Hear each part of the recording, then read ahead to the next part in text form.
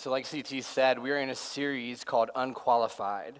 And this series is all about how God uses broken people to do big things. And throughout the series, we're actually taking real people from the Bible, people that were broken and sinful and messed up and unqualified. And we're seeing how God still chooses them to do big things. And how God, through them, is able to make a huge impact on his church and on the kingdom of God. And so today, as we continue the series, we're actually going to be talking about a woman named Esther. But before I begin, I want to acknowledge that today is Mother's Day. For a very long time, Mother's Day was one of the highest attended Sundays in church. It would go Easter, then Christmas, then Mother's Day. But in the last 5 years, church plants, like us, have actually seen Mother's Day attendance drop, and the day tends to look like a normal Sunday. And this isn't because moms love Jesus less than they did 5 years ago. But this is because Mother's Day, while a day to celebrate, also brings heartache for many people. And so Mother's Day is complex, and there are a range of emotions that are felt today. So before we begin talking about Esther, there's a poem that I would like to read that I believe says more in a few lines than I could say in an entire sermon. To those who gave birth this year to their first child, we celebrate you. To those who lost the child this year, we mourn with you. To those who are in the trenches with little ones every day and wear the badge of food stains, we appreciate you. To those who experience loss through miscarriage, failed adoptions, or running away, we mourn with you. To those who walk the hard path of infertility fraught with pokes and prods and tears, we walk with you. Forgive us when we say foolish things. We don't mean to make this harder than it is. To those who are foster moms, mentor moms, and spiritual moms, we need you. To those who have a warm relationship and a close relationship with your children, we celebrate with you. To those who have disappointment, heartache, and distance with your children, we sit with you. To those who have lost their mothers, we grieve with you. To those who experience abuse at the hands of your own mother, we acknowledge your experience. To those who live through driving tests, medical tests, and the overall testing of motherhood, we are better for having you in our midst. To those who are single and long to be married and mothering your own child, we mourn that life has not turned out the way you longed for it to be. To those who step-parent, we walk with you on these complex paths. To those who will have emptier nests in this upcoming year, we grieve and rejoice with you. To those who place children up for adoption, we commend you for your selflessness and remember how you hold that child in your heart. And to those of you who are pregnant with new life, both expected and surprising, we anticipate with you. And so this Mother's Day, we walk with you. Mothering is not for the faint of heart, and we have real warriors in our midst, and we remember you. So before we begin, let's pray. God, we know that today is a day to celebrate, but God, that so many of us feel pain. So many of us have experienced loss or brokenness, and this day tends to be a day that reminds us of that. And so God, for everybody here that feels that weird dichotomy of joy and sorrow and excitement and pain, God, let us be a church that recognizes that and cares for that and loves that. God, thank you for this group of people and their willingness to be here today. It's not easy. And God, I just pray as a group of people that we are aware that while it is really good to celebrate moms, sometimes there's pain involved. God, help us be aware of that. Help us show empathy and help us show love. We pray these things in your name. Amen. So let's talk about Esther. So Esther is a book in the Old Testament that focuses on Esther, who is a Hebrew woman. And while Esther is the main character, there are actually many other people that play a major role in her life. In fact, Esther isn't even mentioned in the first chapter of her own book. Instead, it starts by talking about a king named Xerxes. So today, what I'm going to do is I'm going to share about half of the story with you, and I'm going to go back and forth between paraphrasing and reading what was written. And so chapter 1 begins with King Xerxes, and he's throwing a party. And it's an awesome party because the party lasts for 180 days. And here are the rules. There are no rules. Anything goes. And then for some of you, if you've heard that name Xerxes sounds familiar, that's because he's a real guy. Most of you would remember him from the movie 300. This is King Xerxes. I can't tell if that's intimidating or not. Like, is that scary? I don't know. But Xerxes was the king of the Persian Empire, which is considered to be the most powerful of the ancient powers. During his time of rule, it stretched over 2.9 million square miles and spanned 3 continents. It is estimated that the Persian Empire had over 50 million people living under its control, which at that time was 44% of the known population. Xerxes was a king in a long dynasty of kings. He came from famous bloodlines, and his grandfather was Cyrus the Great. And this is all stuff, if this sounds familiar, you learned it probably around the time you were in 8th grade. Some of you are like, I don't remember that. Well, sorry. But Xerxes was so powerful and so intimidating that they didn't just consider him a king. The Persians thought he was a god. And because of that, they treated him that way. Anything he says goes. Anything he has an opinion on, he is right. Anything he wants, he gets. The one rule is that no one tells Xerxes no. And so after 6 months, this party ends, and King Xerxes decides to throw another party for just him and his friends. And some of you are thinking right now, this is your favorite book of the Bible. Just wait. 7 days into the second party, he's drunk out of his mind, and he gets a really good idea. He sends a messenger to his wife, who is having a party with all of her friends, and the messenger is actually supposed to bring her back so that she can dance for the king and her buddies while just wearing a crown. And because Xerxes wants everyone to know just how beautiful his wife is. And remember, there's one rule in the kingdom: don't tell Xerxes no. But his wife isn't having it. She sends a message back to the king telling him no. And she says, I will not come dance for you. I'm not going to do this. So King Xerxes has a meeting with all of his friends. Mind you, they've been partying for now 187 days at this point. And he asks his friends, what should I do?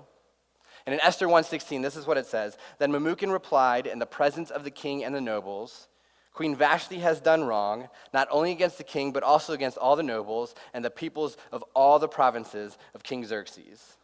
This guy is essentially saying she has dishonored 50 million people. But he continues, for the queen's conduct will become known to all the women, and so they will despise their husbands and say, King Xerxes commanded Queen Vashti to be brought before him, but she would not come. Translation, you have to do something, or our wives will find out that we can say no to them. So, of course, these advisors are freaking out. They continue to push. They say, this very day, the Persian and Median women of the nobility who have heard about Queen's conduct will respond to all the king's nobles in the same way. We don't want them telling us no. They said there will be no end of disrespect and discord. Right now, the women are like, what is going on in this story? Just stick with it, I promise you. Therefore, if it pleases the king, let him issue a royal decree and let it be written in the laws of Persia and Media, which cannot be repealed. And this is the law, that Vashti is never again to enter the presence of King Xerxes, and also let the king give her royal position to someone else who is better than she. And that's actually how the first chapter of Esther ends. We don't even hear about her. And the first chapter ends with King Xerxes, who is hammered, taking advice from his friends who are also hammered, and banishing his wife so she can never be in his presence again. Chapter 2 opens up with King Xerxes sobering up and realizing what he has done to the king. And he wakes up and he's like, I did what? Oh crap, well I guess I need a new wife. So he gathers up his buddies again, because of course that was a good idea the first time. But he gathers them up and he says, okay, I'm lonely, what should I do? And one of his attendants actually speaks up, and this is what he says in Esther 2, starting in verse 2. Then the king's personal attendants proposed, let a search be made for beautiful young virgins for the king. Let the king appoint commissioners in every province of his realm to bring all these beautiful women into the harem at the citadel of Susa. Let them be placed under the care of Haggai, the king's eunuch, who is in charge of the women. And let beauty treatments be given to them. Then let the young women who pleases the king be queen instead of Vashti. This advice appealed to the king, and he followed it. So what his attendant is essentially saying, you need to have a beauty pageant full of virgins and pick your favorite so that she can become queen. And I love how verse 4 ends where it says, the advice appealed to the king, and he followed it. Well, duh. So while this is going on, while the search begins for the most beautiful virgins in the Persian Empire, the story actually introduces us to a man named Mordecai. And Mordecai lives in this capital city. He lives in Susa. And he is in Susa because his great-great-grandfather was taken captive during the Babylonian Empire. And after the Jewish people had been held captive, they were actually freed by the Persian Empire and allowed to go back home. But some men and women actually stayed, and they decided, we're going to stay in the Persian Empire. We're actually not going to go back home to what is now Palestine. And Mordecai is one of those people. He decided he would stay. And so while in Susa, he's actually raising the daughter of his uncle who had passed away. And then we get introduced to a girl named Esther. Esther is technically Mordecai's second cousin, but he's raising her like a daughter because Esther's parents had died. But this is where the story starts to get a little bit weird. Mordecai believes that Esther had a lovely figure and was beautiful, so he actually signs her up for this beauty pageant, which is messed up on so many levels, and I promise we'll get to that point. But there's one more thing. Right before Esther heads off to the king's palace, right before she gets introduced to these 12 months of beauty rituals, Mordecai tells her, no matter what you do, don't tell him that you're Jewish. And it wasn't because King Xerxes hated the Jewish people, but he had his own desires and his own religion, and people thought he was a god, so her goal was not to tell him that, hey, I worship another god. And so over the next 12 months, Esther and a group of other women go through rounds of beauty treatments. When the 12 months is up, the virgins are called in one at a time to spend the night with the king to audition to become queen. In the morning, the women who didn't make queen are put into a different group of women called concubines, which translates as mistresses. And this is where they would remain for the rest of their life. And this is the situation that Mordecai put Esther in. She had one chance to become queen, and if she failed, she would be in slavery for the rest of her life. And so, let's continue the story. She was taken to King Xerxes in the royal residence in the 10th month, the month of Tebeth, in the 7th year of his reign.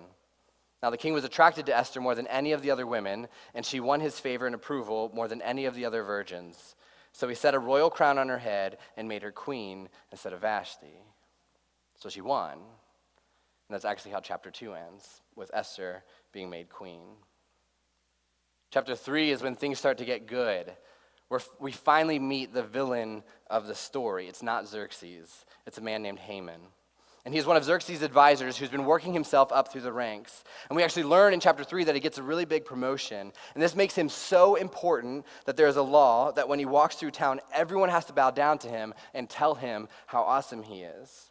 And Haman, who has a huge ego, walks around town a lot because he likes to see people bow down to him. And so as he walks through town, everyone bows down. Everyone tells him how incredible he is. Everybody tells him how awesome he is, except for one guy, Mordecai. Because Mordecai will only bow down to God. And this drives Haman crazy. And not crazy like, I'm so mad. He actually starts to lose his mind.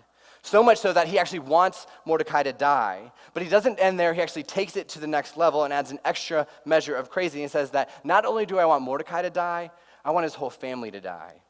And he takes it one step further and says, you know what? Not just the family. I want his entire race to die. And so Haman decides that he wants all Jewish people living in Persia to die because of Mordecai and his unwillingness to bow down. And so he went to King Xerxes to ask for authority to massacre the Jewish people. And then Haman said to King Xerxes, there's a certain people dispersed among the peoples in all the provinces of your kingdom who keep themselves separate.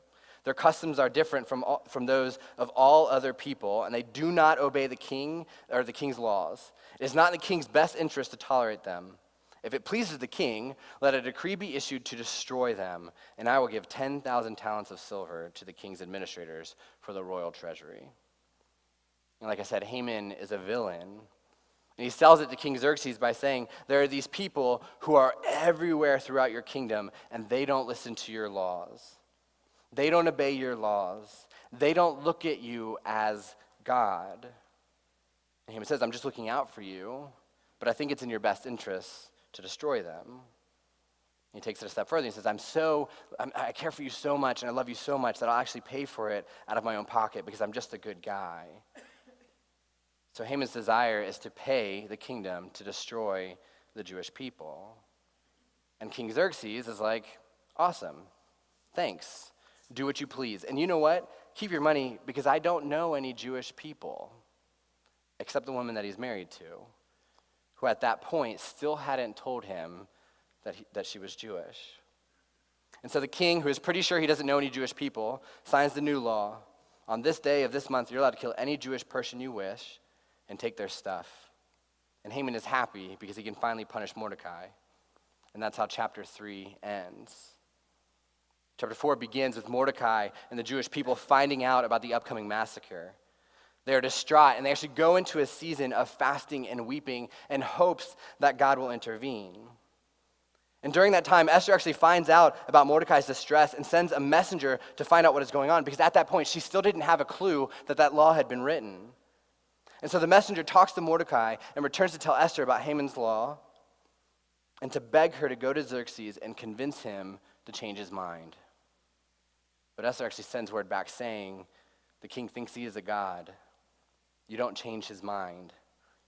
If I even knock on his door and enter his room without permission, I'll get the death penalty. Nobody goes and sees the king unless they are invited, and he hasn't asked for me in 30 days. I just can't do it.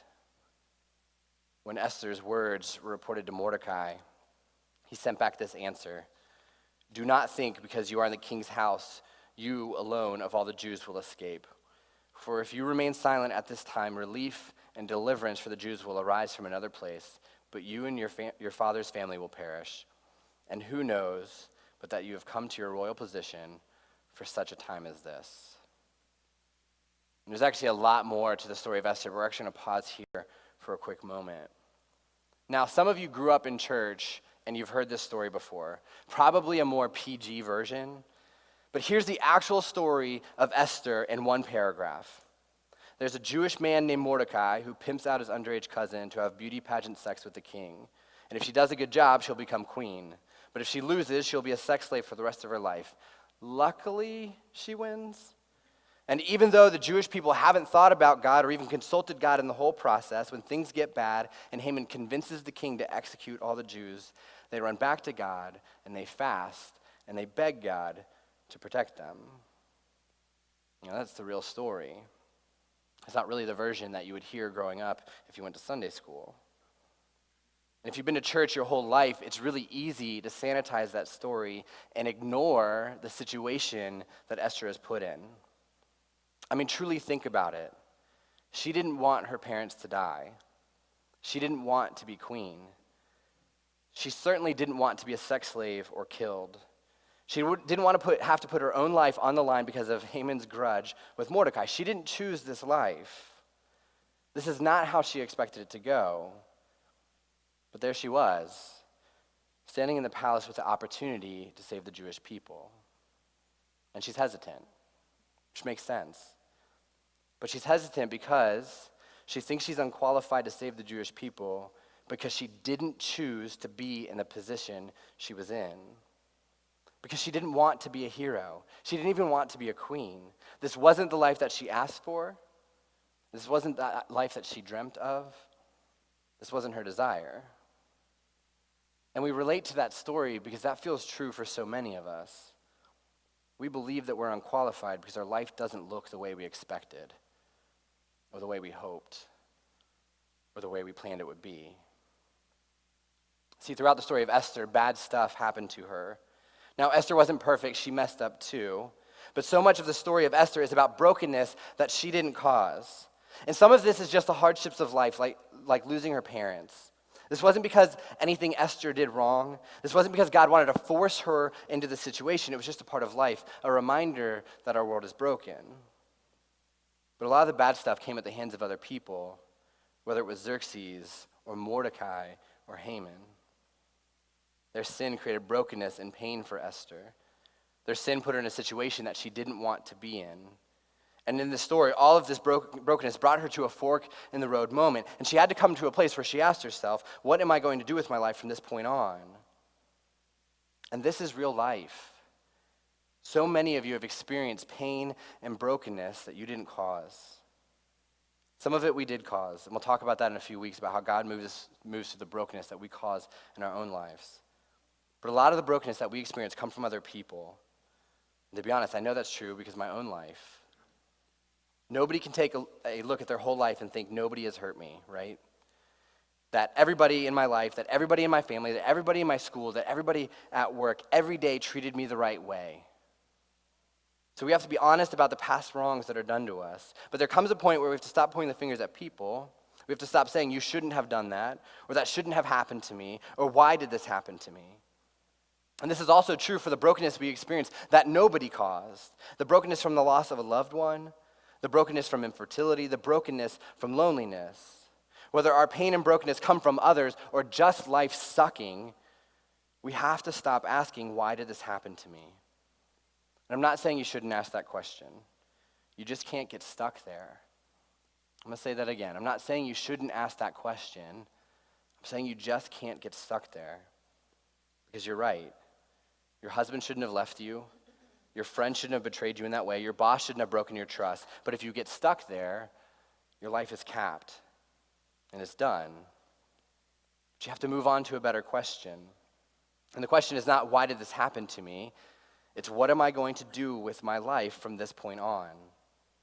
And again, I'm not saying don't ever ask, why did this happen to me? I'm just saying you need to be okay with the pain, and I'm not saying you need to be okay with the pain that others have caused. You need to work through that, probably with counseling.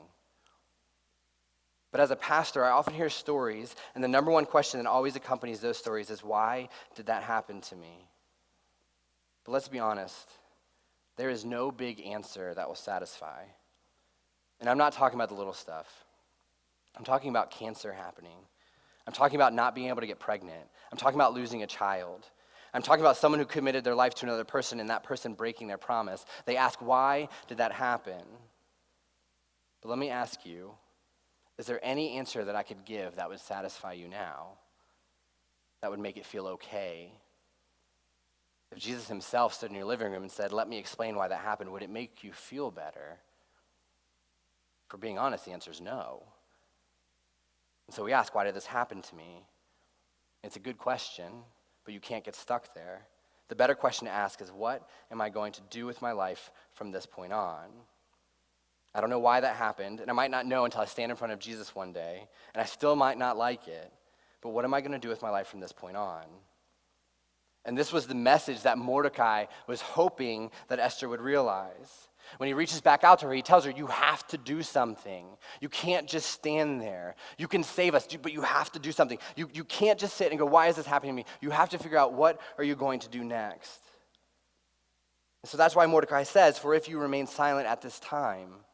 He's saying, so Esther, if your response is, I'm not going to do anything, I don't know what to do, I will die, I'm unqualified, for if you remain silent at this time, relief and deliverance for the Jews will arise from another place. Mordecai is telling her, if you decide not to do this, God is still going to do what he wants to do.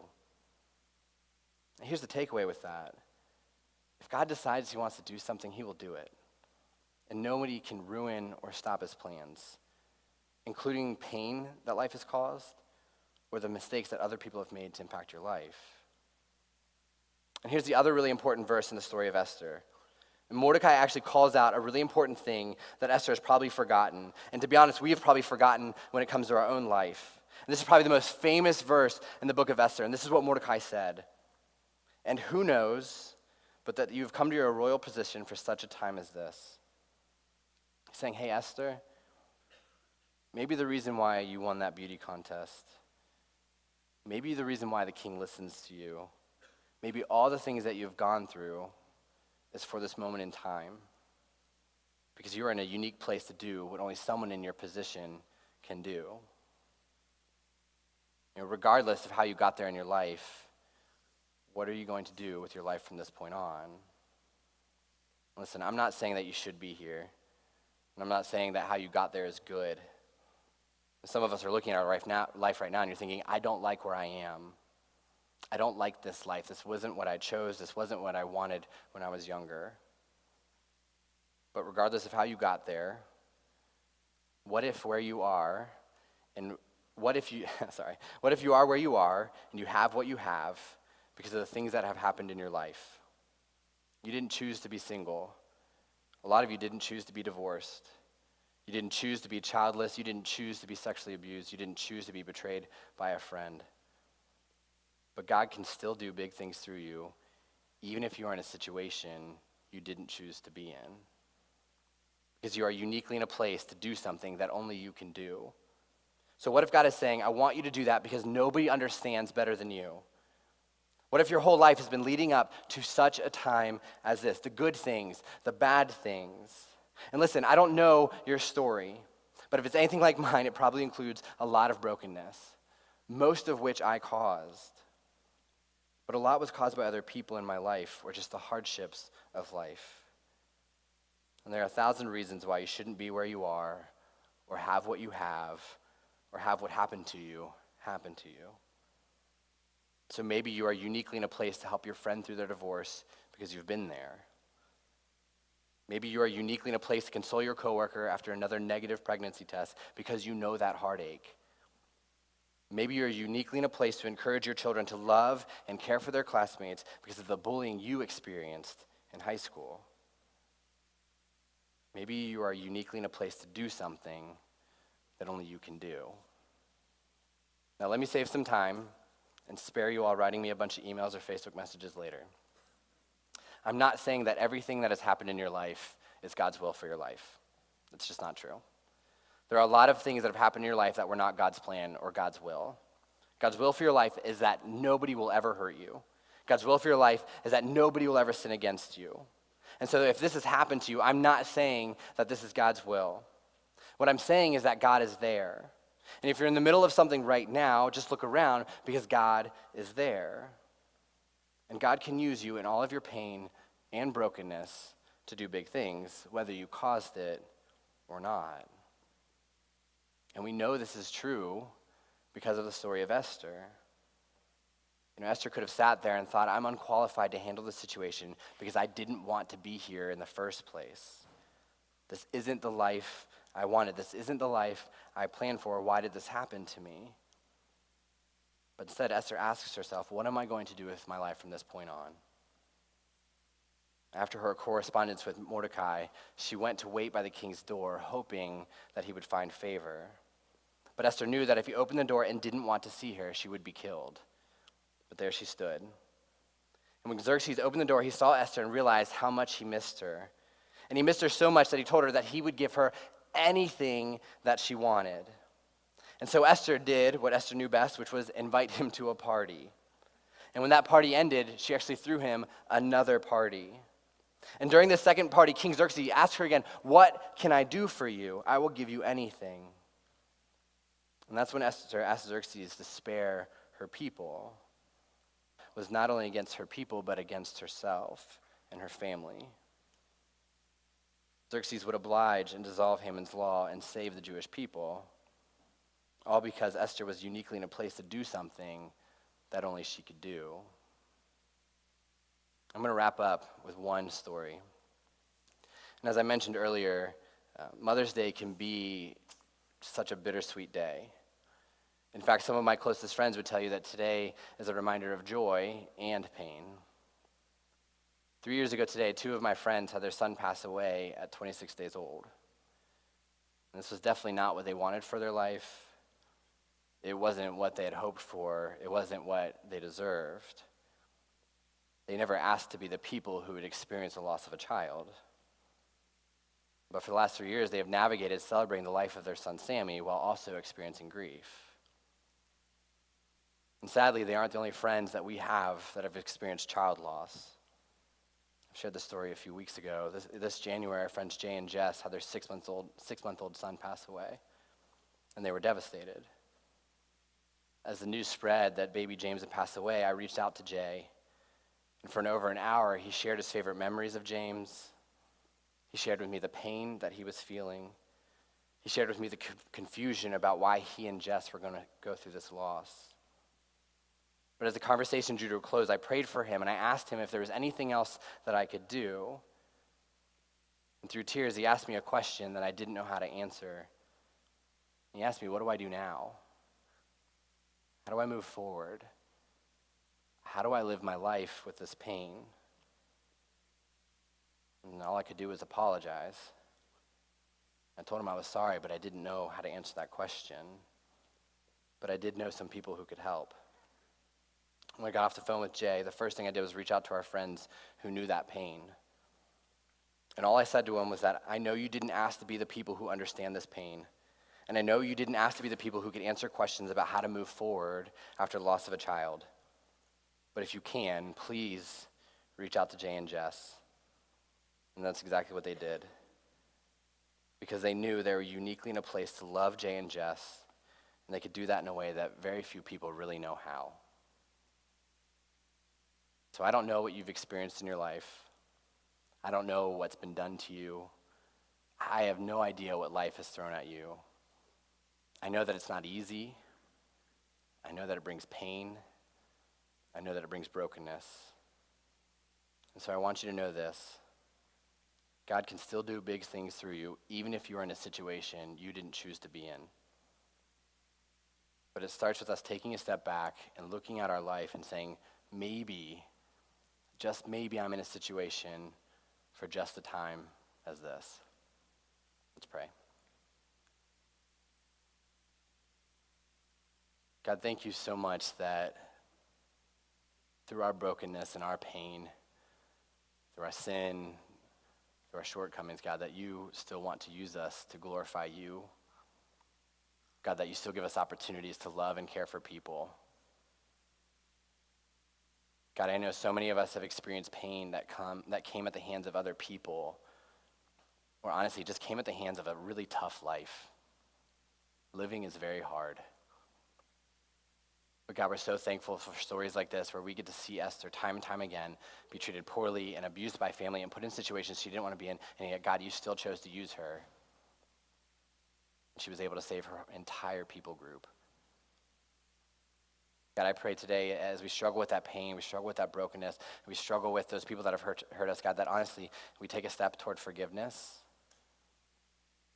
and we take a step toward wondering, what am I going to do with my life starting right now? God, because you put us in positions that we are uniquely made and uniquely able to love and care for people.